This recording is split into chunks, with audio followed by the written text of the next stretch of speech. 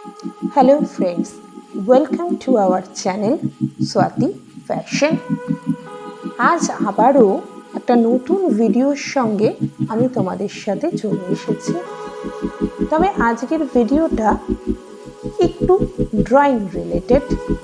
আজকে এখানে দেখো তোমাদেরকে দেখানো হচ্ছে একটা কলকা বা মন্ডোলা আর্টের মোটিভেট ডিজাইন, কিন্তু সেই সঙ্গে আমি দেখাবো এখানে বিভিন্ন রকমের শেডিংস।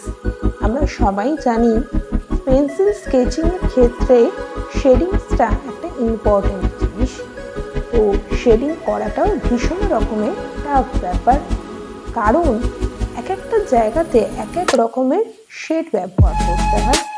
সব জায়গায় যে এক রকমের শেড আমরা ব্যবহার করতে পারি না, সেক্ষেত্রে রিয়েলিস্টিক ভাবটা আসবে না। তো আজকে সেই জন্য এখানে একটি ছোট্ট মোটিভ ডিজাইন থেকে আমি বিভিন্ন রকমের শেড দিচ্ছি। দেখো, প্রথমেই এখন যেটা দেখতে পাচ্ছি, আমি বর্ডার লাইনগুলোকে একটু ডার্ক করে নিচ্ছি পেন্সিলের মাধ্যমে, কারণ এটা একটা পেন্সিল স্কেচ, শেডিং, এখানে কোনো কালার ইউজ হবে না। সেই কারণবশত আমি বর্ডার লাইনগুলোকে যতটা সম্ভব ডার্ক করা পসিবল, সুন্দর করে ডার্ক করে আউটলাইন্সগুলো বের করে নিচ্ছি, সেটা তোমরা প্রত্যেকেই দেখতে পাচ্ছ। এরপর আমরা দেখব এই একটা ডিজাইনের মধ্যেই আমরা বেশ কিছু শেডিংস আমি তোমাদেরকে দেখাবো, কারণ যারা ধরো নতুন আঁকা শিখছো বা এই ধরনের ড্রয়িং করতে ইন্টারেস্টেড, তাদের জন্য এই শেডিংগুলো জানাটা ভীষণ প্রয়োজনীয়তা আছে। তো সেই কারণবশতই আজকে একটি ড্রয়িংয়ের মাধ্যমে 2 থেকে 3 রকমের শেডিং দেখানোর চেষ্টা করেছি। তোমরা একটু মনোযোগ সহকারে দেখো, দেখলেই বুঝতে পারবে যে কিভাবে আমি শেডগুলো দিয়েছি। দেখো, প্রথম শেডিংসের ক্ষেত্রে আমরা পেন্সিলটা যেভাবে ধরি সেভাবে নয়, পেন্সিলটাকে আমরা কাট করে নিলাম, নিয়ে এবার আমরা শেডিং দিতে শুরু করেছি। ডাইরেক্ট নয় কিন্তু।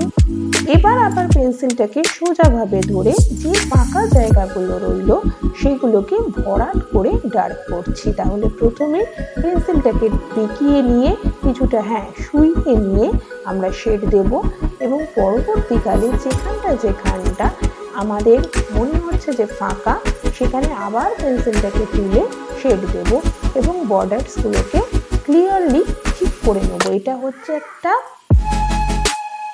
হচ্ছে একটা ডার্ক শেডিং। এর পরের শেডিংয়ে আমি যাচ্ছি। সেম প্রসেসে আমরা দ্বিতীয় শেডিংসটা করব। এক্ষেত্রেও দেখো বর্ডার লাইন করে নিলাম, তারপর আমরা আবারও পেন্সিলটাকে শুইয়ে নিয়ে শেডগুলো দিতে শুরু করলাম। পেন্সিলটাকে বেশ একটু জোরেই ঘষবো, খুব একটা আস্তে নয়, কারণ এখানে আমরা একটুখানি ডার্ক রং চাইছি, বেশ কালো, তার জন্যই আমরা এখানে বেশ জোরে পেন্সিলটাকে ঘষছি। যদি আমরা এখানে একটু হালকা শেডস চাইতাম, এই একই নিয়মে আমরা পেন্সিলটাকে অত্যন্ত হালকাভাবে ঘষতাম, তাহলে একটা ডার্ক শেডিং আমাদের এখানে চলে আসতো। তো এই দুটো মোটিভে একই শেডিংস দেখানো হলো, কিন্তু এখানে কোনো ভিন্ন কিছু দেখানো হয়নি।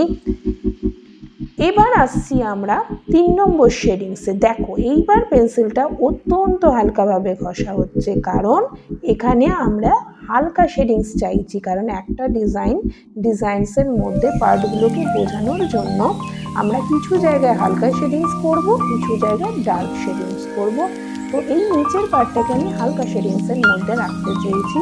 এখানে দেখো খুব সুন্দর করে, খুব হালকা করে এবার পেন্সিলটা দিয়ে দেখো কর্নার থেকে হাফ করে আমরা লাইন টানছি, বেঁকাভাবে, সোজাভাবে নয়, পুরো পাতাটায় কিন্তু টানছি না, একটু একটু করে হাফ করে টানছি, যাতে পাতার একটা রিয়েলিস্টিক ভাবটা আসে। এবং নিচের দিক থেকেও সেম ভাবে আমরা হাফ করে টানছি, পুরো পেন্সিল যাচ্ছে না। এইভাবে এটা আর এক ধরনের শেডিং। এবার আরেকটা পাতাতে আমরা কি করছি, কর্নার থেকে বেশ ডার্কভাবে, বেঁকাভাবে আমরা শেড দিতে শুরু করছি। তবে আগের পাতার ক্ষেত্রে আমরা পুরোটা গেছিলাম, এটা পুরোটা না, পাতাটা দেখো হাফ হাফ করে আমরা পাতাটা একদিক থেকে হাফ বা অপর দিক থেকে আরো হাফ শেডিং দেওয়া শুরু করছি। মাঝের অংশটা সাদা থাকছে, শেষে গিয়ে আমরা এটাকে হালকা মিলিয়ে দিচ্ছি যাতে বোঝা না যায়, কিন্তু শেডিংটা দুদিক থেকে হচ্ছে। আশা করি প্রত্যেকে বুঝতে পারছো যে শেডিংগুলো কিভাবে কোন নিয়মের সঙ্গে করা হচ্ছে। এবার এখানে যে পাতাটা দেখানো হচ্ছে এখানে অত্যন্ত ডার্ক এবং শেডিং, সবাই মোটামুটি আমরা এই শেডিংটা জানি। পেন্সিলটাকে ডট নিয়ে ঘষে ঘষে যে শেডিংসটা হয়, আগে শেডিংসগুলো অনেকেরই হয়তো অজানা, কিন্তু এই শেডিংসটা মোটামুটি আমাদের জীবনে সকলেই আমরা জানি। ঠিক এইভাবে দেখো পুরোপুরি আমি আমার ডিজাইনটা কমপ্লিট করলাম, পুরো মোটিভটা কমপ্লিট করলাম শেডিং এর মারফত। এখানে যারা যারা পেন্সিল স্কেচ করতে চাইছো বা পেন্সিল স্কেচ শেডিং করতে চাইছো তাদেরকে বলবো এই ফর্মুলাগুলোকে